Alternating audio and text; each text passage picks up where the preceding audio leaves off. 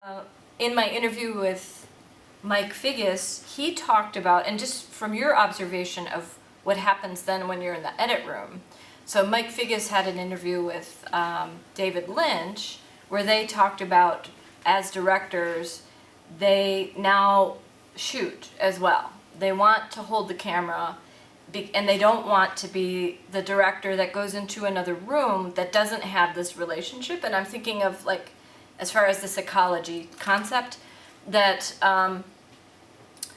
that they feel, if you're able to kind of reach out and be present with your actors, that as a director, that is something that is really important. And again, the body's kind of in relation with the bodies.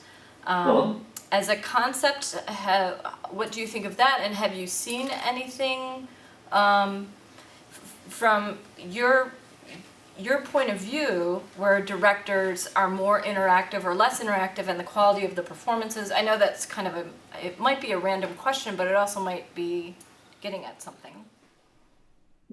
Steve Soderbergh also shoots his own films.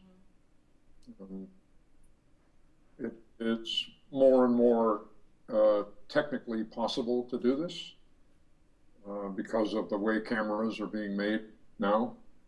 I mean, the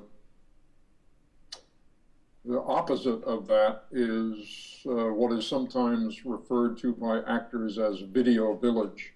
The camera, which may be a digital camera, and it likely is digital these days, is sending the image of what's being shot to 15 different screens scattered all over the set, plasma screens.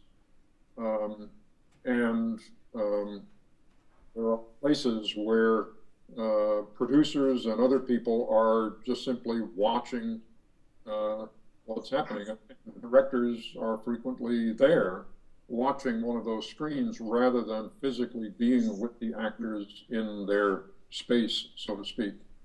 And in the old days, this was not possible. That if a director really wanted to feel like they seen what the camera was seeing, they had to be right with the camera and imagining what lens it had on.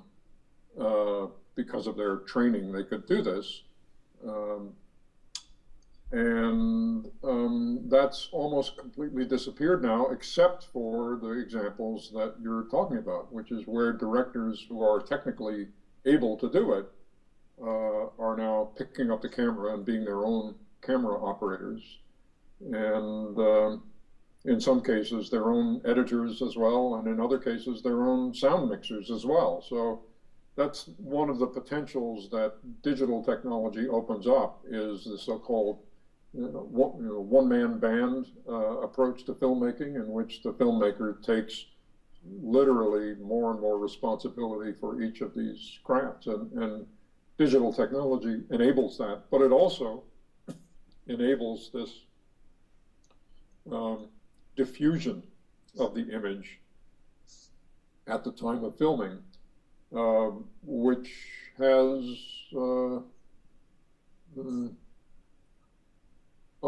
as yet unknown consequences. We're early on in this process. One of the things that's disappeared almost completely is the experience of watching dailies in a communal situation. In the old days, meaning 10 years ago and further, there was no alternative. You shot the film. The only person who actually saw it was the camera operator, and you couldn't see it until the next day. And then there would be a screening the next day where all the heads of departments would come together and look at what was shot the day before, and obviously including the director, and the director would say what he thought about this to the editor who was sitting next to him. And that's completely disappeared now, because the feeling is that you've seen the material because you saw it when it was being shot on all these plasma screens. The difference, which is significant, is that when you see it on set, you see it in a chaotic environment and you are seeing it relative to material that has not yet been shot. So part of your mind is thinking, what am I going to do next? And another part of your mind is thinking, what have I done just previously? So this new shot exists for a brief moment, just at the apex of an attention curve. Yeah. And so you don't really see it. Whereas when you looked at dailies the next day in the evening or sometimes at lunchtime, the only agenda was look at the material, because it had been shot and there was nothing that could be done now about what had been shot. So now you were looking at it, and everyone was looking at it simultaneously, all of the other heads of departments, and you were getting something was emerging out of that mix. And for me, this is a much more significant impact of digital technology than discussions about the look of the film, which is usually how it's phrased. I, as a director, I like the look of film. That digital looks plastic to me, or whatever. Christopher Nolan would say something like this, and many others as well. Less and less, of course, as time goes on, because it's inevitably going in the digital direction, and has very far gone on that direction.